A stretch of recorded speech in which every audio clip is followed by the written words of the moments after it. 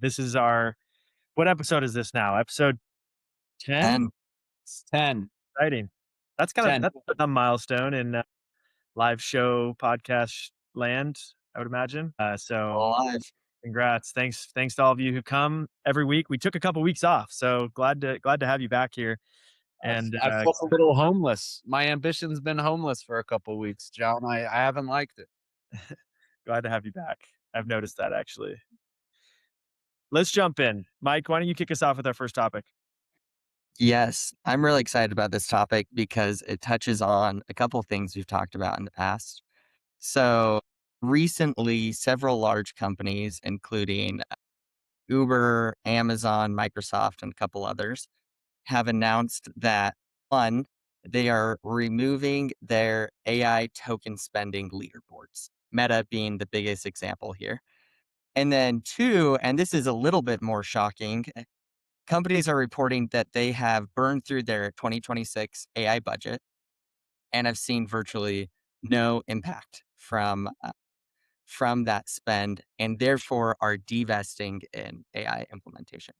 So, a couple really interesting things to unpack here. The first one is, why are they not seeing any impact? And then the second, and what I'm really curious to hear your thoughts on, is if we are seeing layoffs because AI is now so impactful and efficient that you're able to replace employees, how is it also true that you're seeing companies that are saying, we are seeing essentially no impact from this AI?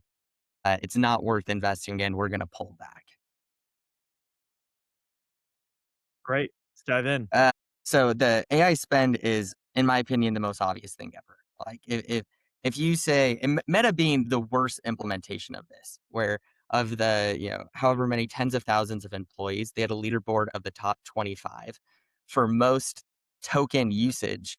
And so people were finding the most ridiculous ways to use tokens that like clearly were not driving revenue, it was just driving AI usage. And so to me, I am not surprised at all that did not drive business outcomes. A perfect example of show me the incentive and I'll show you the behavior. Uber, I'm a little bit more surprised by, both by one, how they were able to spend so many tokens without like any sort of guardrails there. Did you not notice that you were way above budget for the 5 months leading up to you like totally running out of budget? And then second, this feels more like a leadership problem than an employee problem. Like if you're not driving impact, it's likely you're working on the wrong problems because I can find infinite useless activities to do with AI. And that's not AI's fault. That is my fault in having it work on the wrong problems. And so to me, this just feels like a classic bad prioritization, bad incentives, and it's like less a reflection on the technology itself.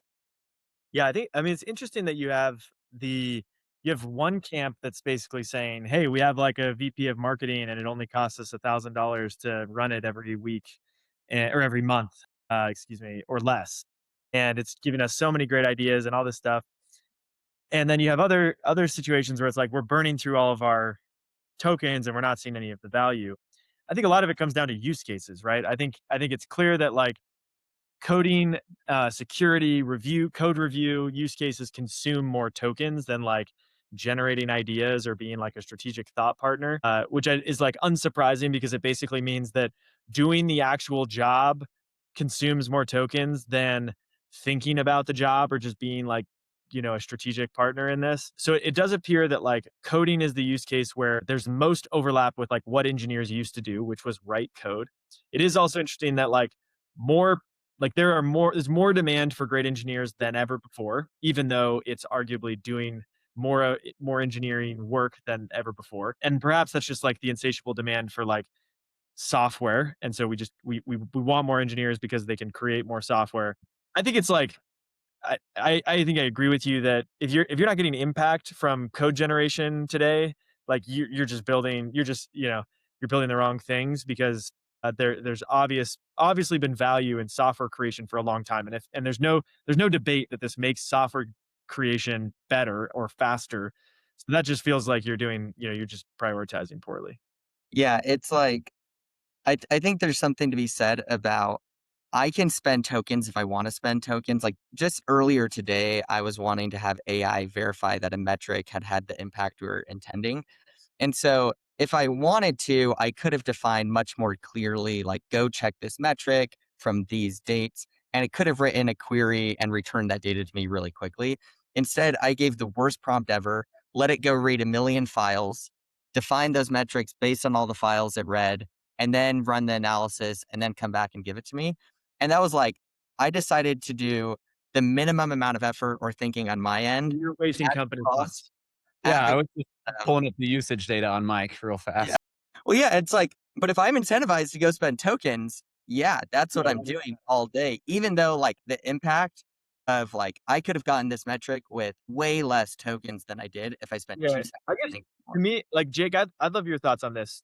To me, token leaderboards were always a bad idea. I think we all knew that. I don't even think the companies that created them knew like they knew that that was going to be a temporary like thing. They're not idiots. They know that this is a dumb idea, but they're trying to drive adoption. And if I am spending tokens, I'm at least using these tools. So like that's great. The real question in this to me is like, is AI driving impact or not? Or like are companies that are using this amount of tokens, are they actually just not seeing revenue uplift or productivity uplift? Because that's like a big problem. And if that also doesn't really feel real, but maybe that is a bigger problem than at bigger companies or at different places.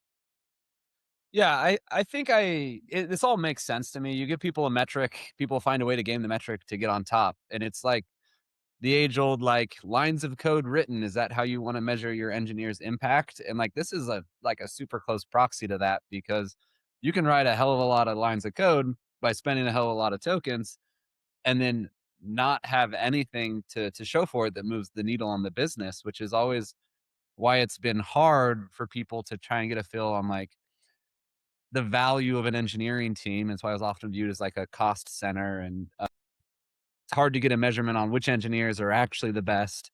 Because if you look at like some of these top line metrics without the domain expertise, like you won't know who is the most valuable person. And I think it's kind of that depth and attention to detail for token spend as well, which is you've got to kind of really understand the intricacies of what you're trying to do with that job to be done and to be solved and find the right way to measure it. And I think in a lot of places, it's not clear. How do you measure the value of like 8 different prototypes? Or how do you measure the value of someone basically reinforcing or telling you your ideas are great for like a cost? You know, and it's like, that's a pretty standard usage of even like rubber ducking is like, hey, tell me this idea is good. And it's like, yeah, it will tell you it's good. And it's like, great, you just bought some reinforcement for like $20.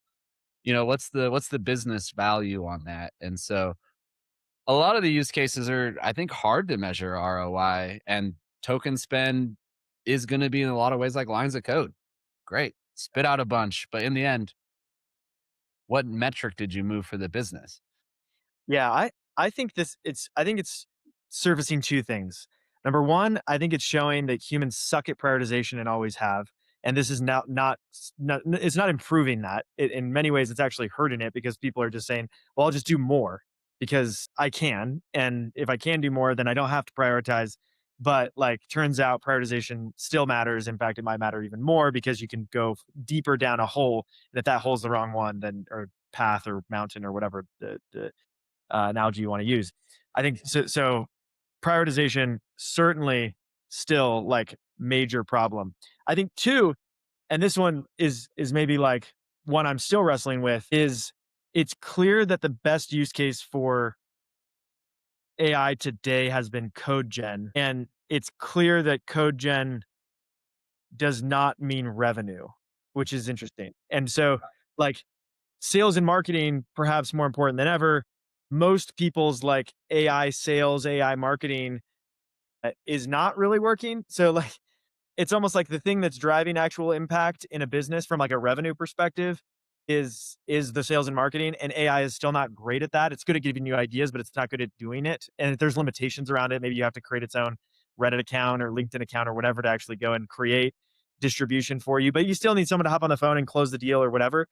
With the engineering though, maybe you're building more product, maybe you're creating more efficiency, maybe you're getting more done with less engineers, whatever. You still need distribution. And so I think that speaks to the broader problem. And even more, I to maybe tie this up and then hop on to the next topic is that code is a liability.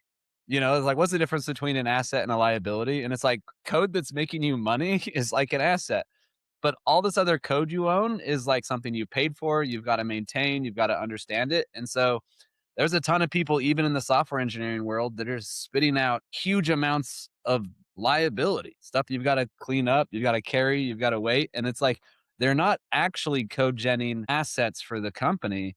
And this is where it's like, I think depth is going to be the word of the upcoming near term future, where it's like you've got to have the depth to make sure you're like efficiently spending tokens to create assets and not liabilities.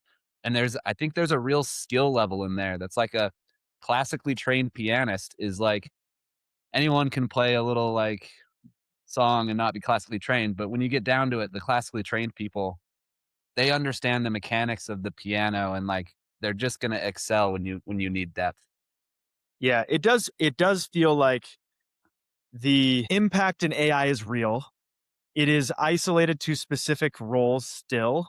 It's not universally like, making everyone 10x better. It's probably making customer support functions 10x more efficient.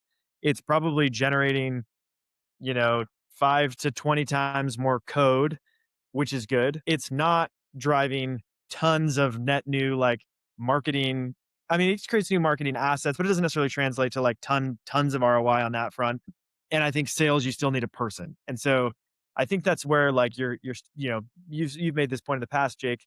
It's probably showing up somewhere in like productivity, efficiency, and that's where you get the layoffs, right? So some companies are saying, "Hey, we haven't seen the top line growth. Let's at least get it in the efficiency side and do more with less. We'll Yeah. start there. Maybe we can eventually get to top line." Here's what I think is like the most interesting part of this is it's reinforcing this idea or narrative that's been said before of like outcomes are not driven by units of labor like as the input, but it's driven by approaching a problem in a unique way.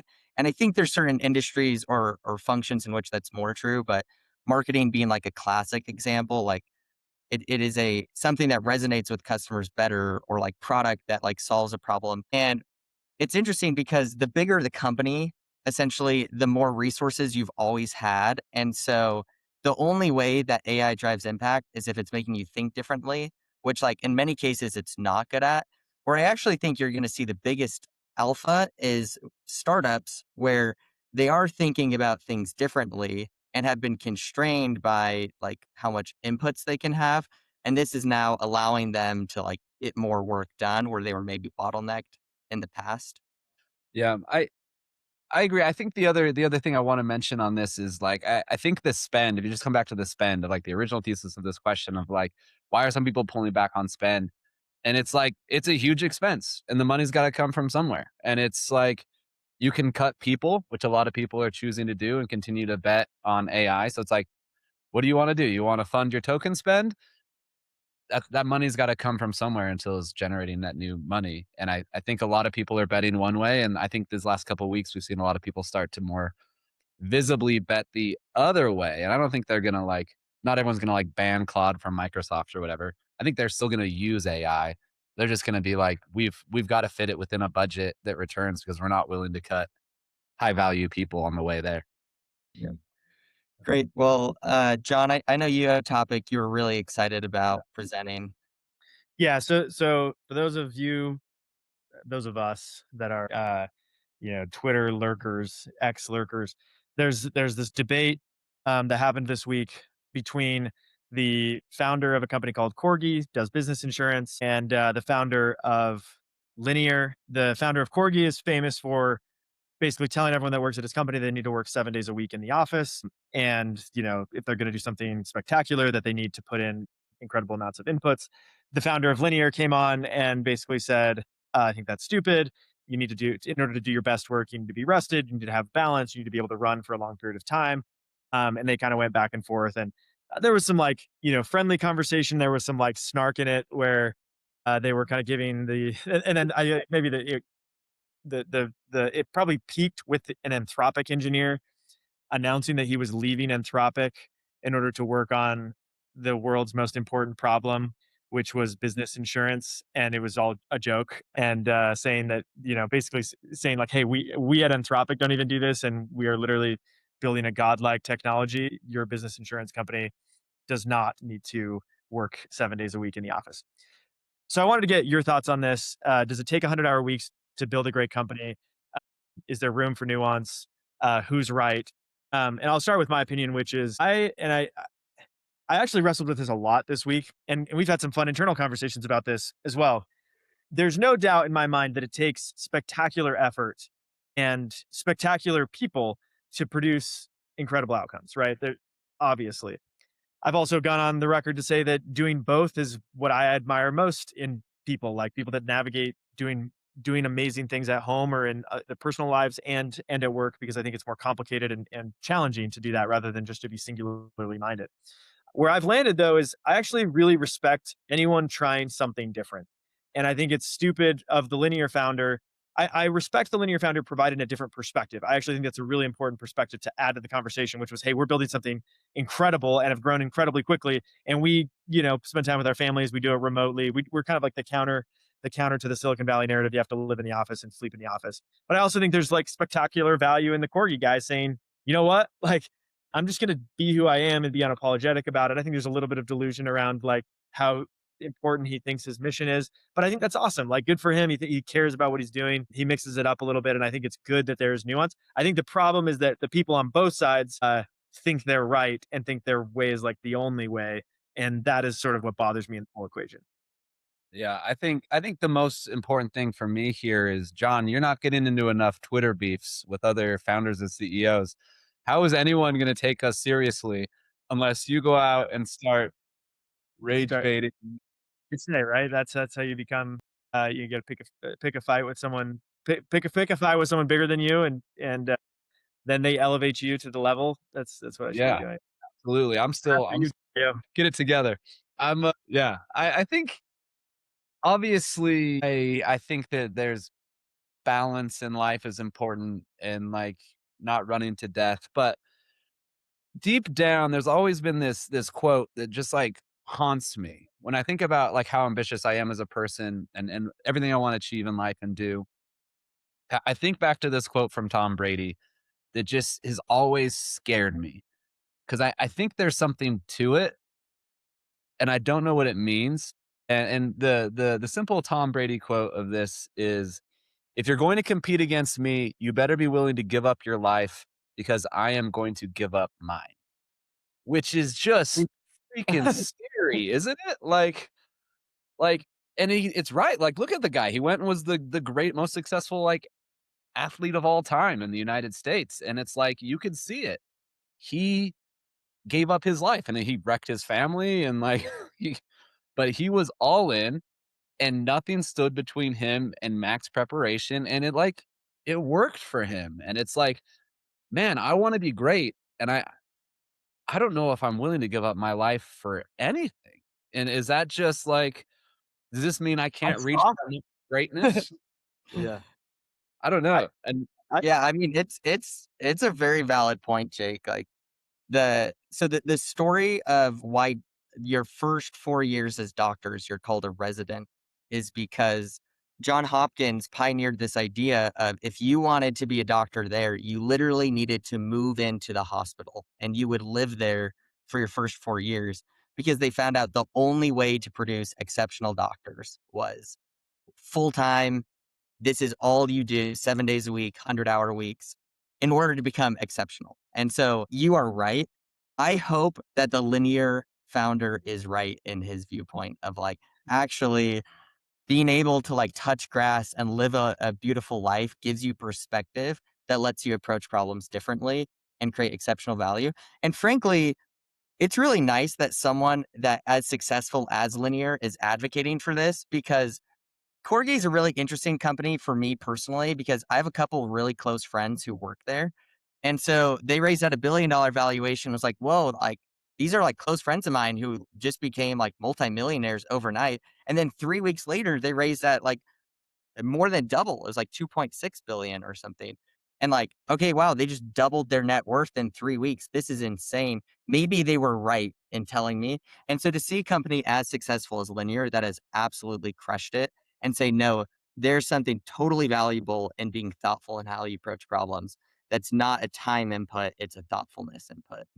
Yeah, I think that's great. I also I think the there were a lot of people were kind of hating on the motive or like, just because you care about your company doesn't mean your employees have to like sell their souls for your company or whatever. And I don't like that either because I actually think there's a lot of value. Like people are going to derive a lot of fulfillment from different things in their life. You actually almost have to debate this at the life level, right? Like what do you want in your life? Because I certainly Yes. don't want Tom Yes. Brady's life, right? Like I can't tell you a life I don't want more than Tom Brady's life. Like that guy's life has fallen apart. It's actually cringy to watch how like he's like begging for attention at this point because he's just no longer important. And he's gonna have to spend the next 30 years of his life knowing that like he's no longer important. And that's like that's hard. So I think you actually have to start with it at the life level. Like what do you want in your life?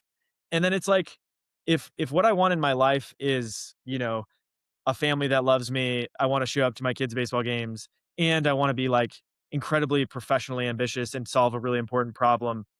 I think that does change. It does dictate a little bit of the types of games you can play. Like I might have told you guys this, but I went to a founder summit, met an amazing founder who was a second time founder.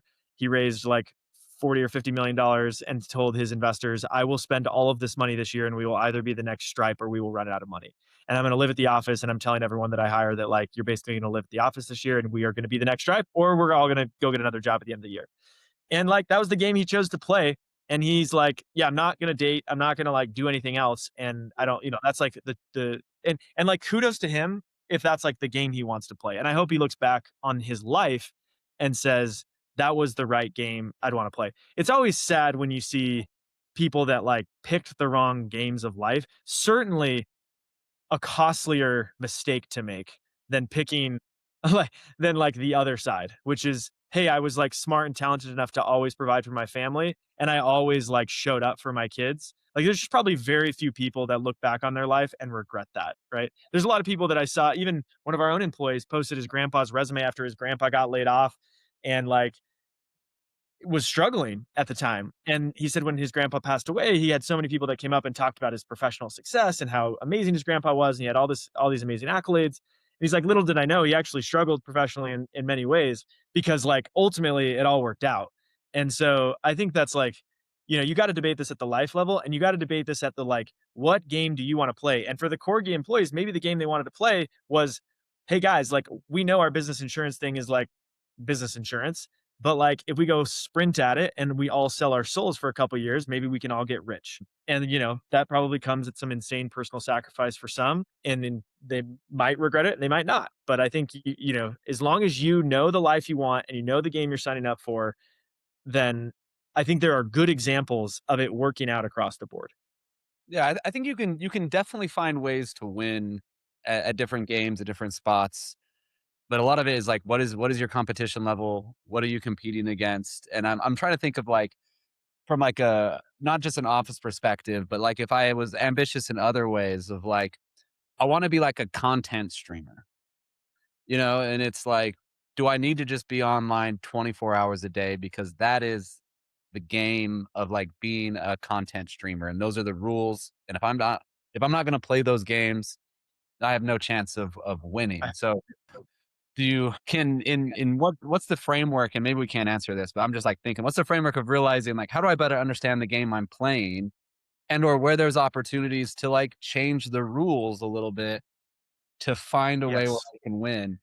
And that's Yeah, I that's think really it's all who you're taking advice from. Like this is my classic issue with listening to VCs too much is like VCs are smart and thoughtful and but they're playing a very different game than like the average founder where if I'm a VC, what advice am I giving my founders? It's sell your soul. Go build me a company that will make me a ton of money cuz that's not my life that's being sold, that's your life, but I'm benefited from it, so like I'll give you incentive and they're not wrong for doing that. They're just playing a very different game than the average founder. And so like and that's just one example. There's like a million examples of people who are playing different games than you should not be your go-to source of like, here's the advice I am taking. I think that's So great advice. Oh, go so for it, Jake. how do you figure out? Like, how do you figure out before the game is over whether, like, your strategy for playing that game was viable or not? Like, is there a way, John? Setting the end goal. It's like, what is the I think John was right. It's what at the end of my life, what do I want? And then like who has played the game I'm playing to get to the end goal I want to get to. And like that is where I'm taking advice. And I'm not taking it from these side quests that have ended in places I don't care about. Yeah, I like that. I think the one factor or variable in all of this that I wrestle with the most is time. And this is maybe like time in a few different dimensions. I think there's like time from a how much time am I spending on different things in my day to day? And there's also just like time as perspective or like how long certain things take. And this is like the reason this conversation is like so top of mind for the world right now, or at least like the knowledge economy, is AI feels like it's compressing time in a very unnerving way, right? It's like part of it is I think new markets are being created. Part of it I think is the rate of AI, AI improvements in the LLMs are so crazy because very rarely like would you need to like compress time in order to be successful? And in fact, if you were to look at a lot of the great companies of the past, they certainly worked hard, but they were like compounding for decades, right? Like look at like Coca-Cola, look at Nike, look at Walmart. Like there's no doubt that their founders and their employees were relentless, but like were they sleeping in the office 7 days a week? Like, probably not. Like, maybe some weeks, they were probably exerting themselves to certain degrees at certain times, but I think everyone's always known you have to work hard, but I don't feel like it just feels, like, funny to me that we've waited till 2026 where it's like we used to actually have to work a ton of hours in factories and in other times. Now, like the industrial revolution and a couple other technological shifts have made it so we work less, but now it's like we're back to working more. Turns out work has always mattered, but so has like compounding over time. And there's also a lot of human level factors too. Like I have friends that have started companies that have just quit after like 3 years because it sucked, and like there was no reason why. I mean, like every startup's hard. There was no reason why their startup was like any harder than some of the other startups, and they just needed to kind of stick with it and figure out what was next. So I think it's like, what's your time appetite for success and the window of which you're comfortable with? And does AI change that? And I think that is related a little bit to what you were saying, Jake, around the game you're playing. And perhaps there are games to be played right now. And I think the founder that I talked to specifically felt like he needed to live in the office and spend $40 million in a year because if he didn't play that game, someone else was going to eat his lunch. And he acknowledged that, and props to him for like going after it in that way. And I think that's maybe why we're seeing the AI is there's a lot of people that view it as like this land grab, boomer sooner opportunity of like place your flag to be the AI company here, and or it's like capture this market before the frontier models just swallow your company. And so it feels like Yeah. people racing against a lot of future dread and trying to capture like speculative short term markets and like it seems Sure. to be working. Like if you can go all in and build an AI company and get it to, a $20 million valuation and cash it, like great, you have generational wealth. And like maybe it's Yeah. possible now more than ever. And so that's why you're seeing people just Yeah. Sprint on it. Escape the Yeah. permanent class, as they say.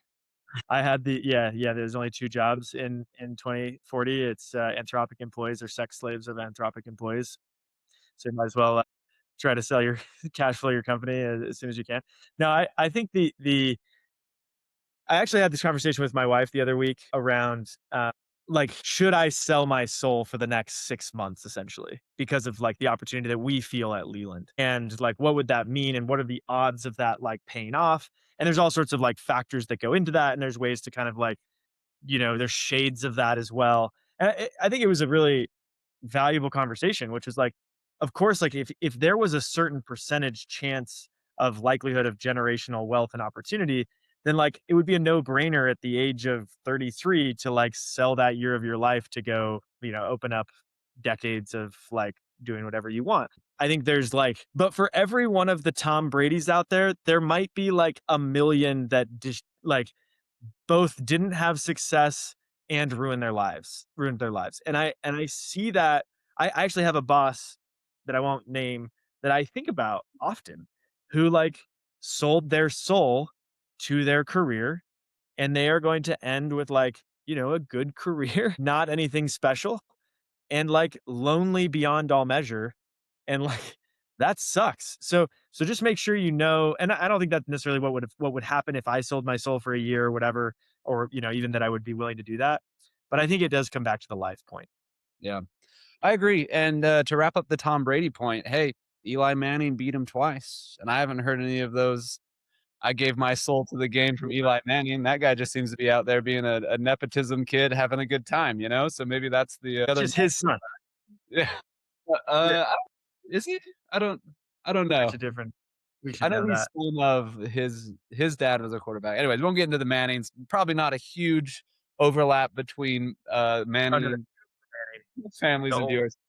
But All I do right. want to talk about Anthropic here for a few minutes because in the last few weeks, we've seen maybe the three biggest IPO announcements in this short of time in like history. And Anthropic is one of them. They're going public. SpaceX also going public, and I think is maybe the largest IPO in history per valuation for a private company.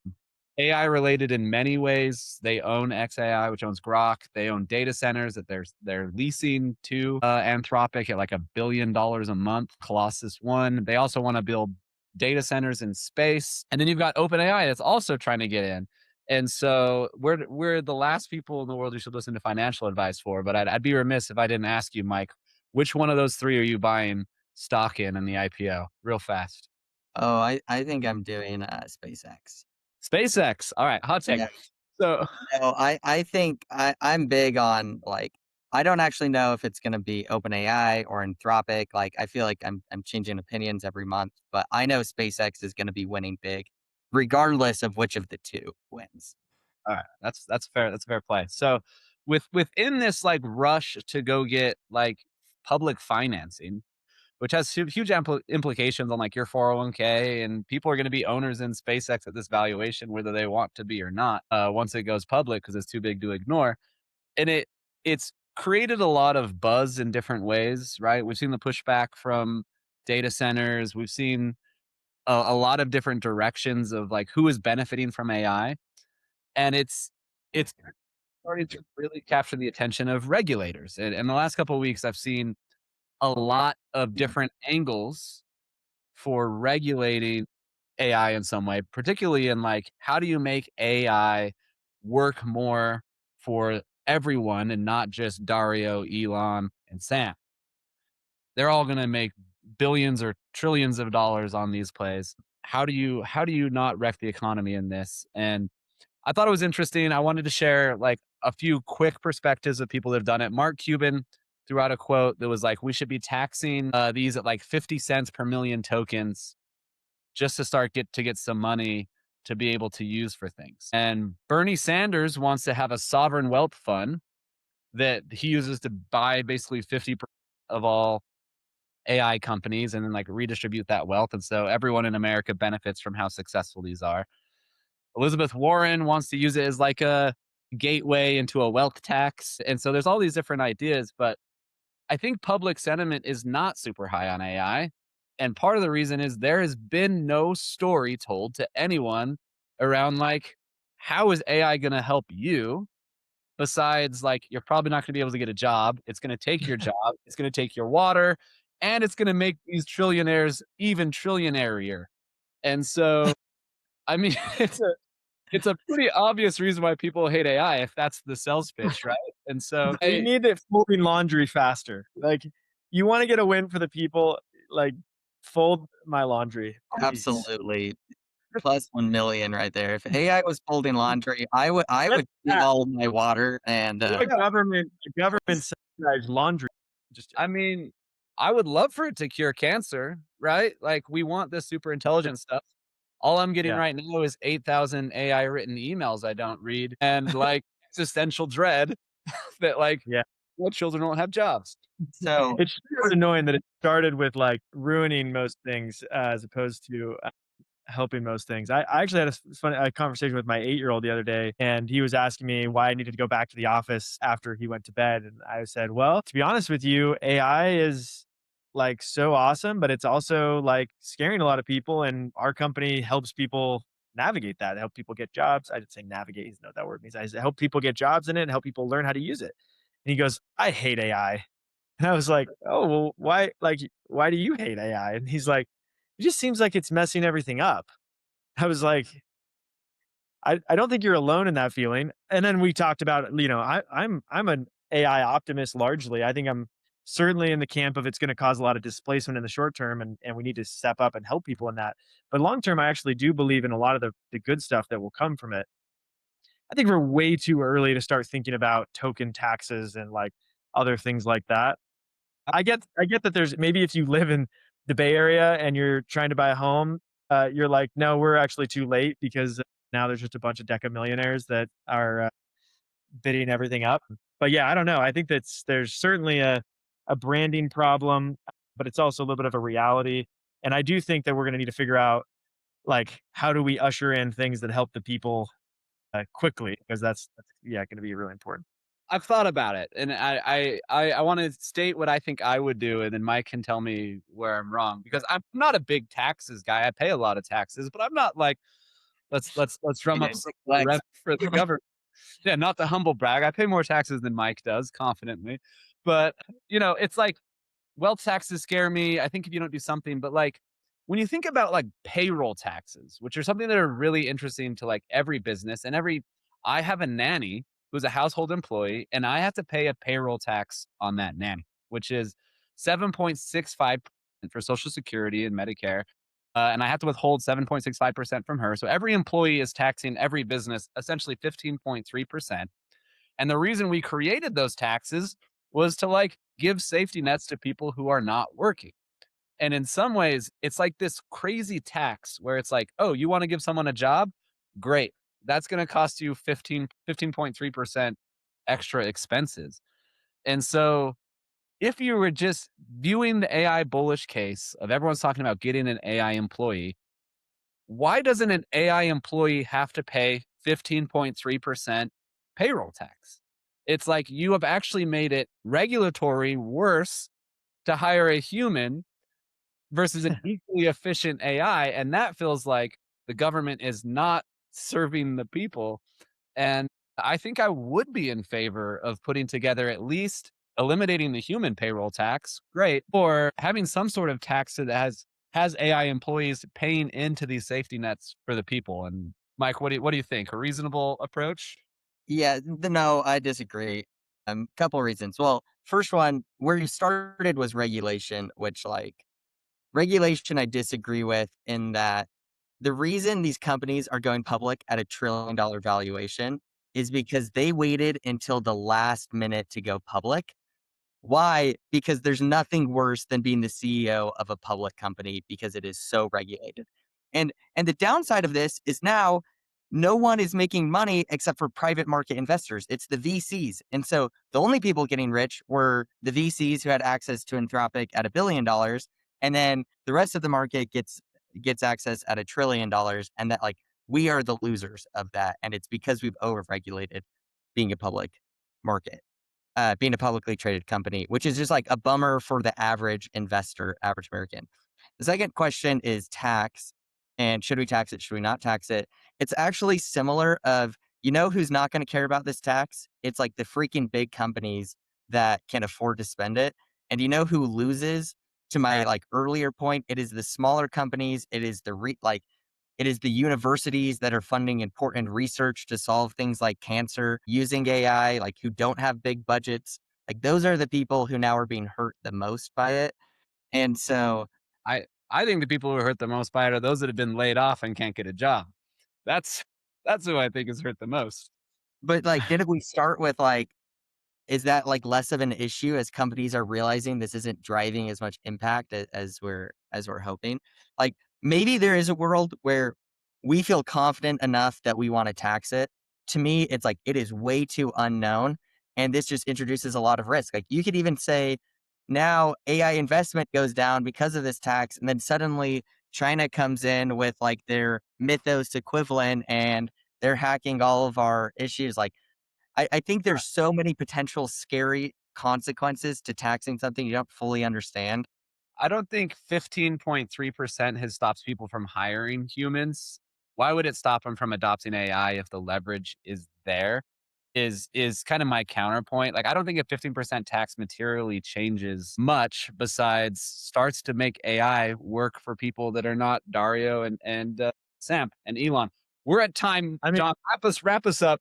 You can have the final word. yeah.